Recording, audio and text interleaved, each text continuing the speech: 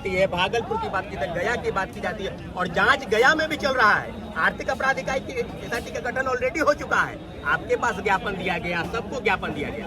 तो अब तो ये बात हो गया ना कि हमने नहीं कहा, हम तो आपको ज्ञापन दिए ना, जांच तो आप नहीं करवाना चाहते हैं। संख्या में आप भीड़ बुला दिए हैं, क्या कारण है?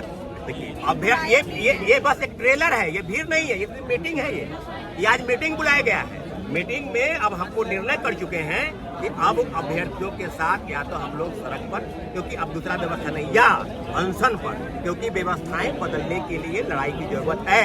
और अभ्यर्थी बिल्कुल तय कर चुके हैं कि पैसा देकर दरोगा बनोगे कि मेरिट के दम पर दरोगा बनोगे। तो अभ्यर्थी ने तय किया कि गरीब किसान मजदूर के बच्चे जो पीटी पास करेंगे, मेंस पास करेंगे, फिजिकल देंगे और तब उनका रिजल्ट प्रकाशित होगा। तो खेल बंद कीजिए आदरणीय के द्विवेदी साहब, खेल बहुत खेलिए आप।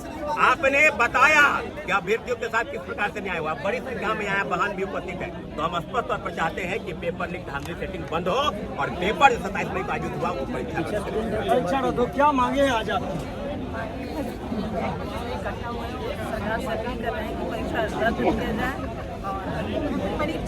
नहीं, एक बात आपसे पूछना चाहते हैं, आयोग ने इस बात को क्लियर कर दिया है कि अभ्यर्थी फिजिकल की तैयारी करे, ये तमाम चीजें भ्रामक है। नहीं, अगर उनका मानना है कि ये तमाम चीजें भ्रामक है तो आप क्यों ये बात पेज नहीं अच्छे तरीके से, मतलब भयावह तरीके से नहीं वायरल हुआ है?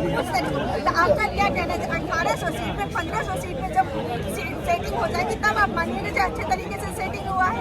ये तो हम लोग तो 3 साल 4 साल से तैयारी कर रहे हैं, उन लोगों के साथ तो नाइंसाफी हो जाएगी। तो हमारे केएस द्विवेदी साहब से बहुत अच्छे तरीके से हम उनसे मांग करते हैं कि आप इस परीक्षा को रद्द कीजिए और पूरी तरीके से फेयर एग्जाम कीजिए। वो भी पूरे पटना में सिर्फ सेंटर बनाइए। आप सही बात है, लाइट हम उनसे मांग करते हैं।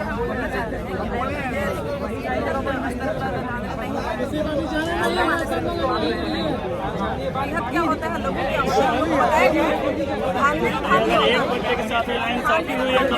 एक बात आयोग ने तो क्लियर कर दिया है कि कुछ लोग जो है एक तरह से कहिए उस लेटर में कि झूठी लोकप्रियता ले रहे हैं, ऐसे ही बरकरार रहे हैं।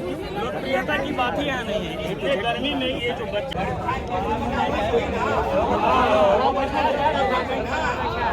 मोबाइल लेकर जाना नहीं ना है, लगा हुआ है ना, बाहर कैसे आ गया? पेपर पहले बाहर आया है।